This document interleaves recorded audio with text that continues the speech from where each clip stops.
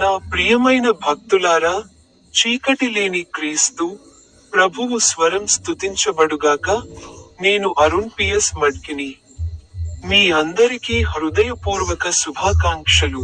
ఈరోజు అక్టోబర్ 30వ రోజు, 2025 సంవత్సరం 10వ నెల.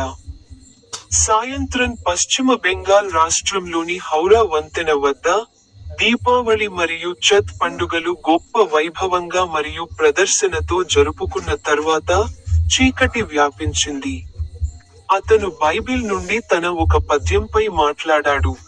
చట్టాల ప్రకటన, అధ్యాయం 11, వచనం 4లో అతను ఇలా అన్నాడు: మరియు అతను ఈజిప్టు సైన్యం యొక్క గుర్రాలు మరియు రథాలను ఏమి చేశాడు అంటే, వారు మిమ్మల్ని వెంబడిస్తున్నప్పుడు ఎర్ర సముద్రంలో ముంచి వాటిని ఎలా నాశనం చేశాడు, తద్వారా అవి నేటికీ తెలియవు.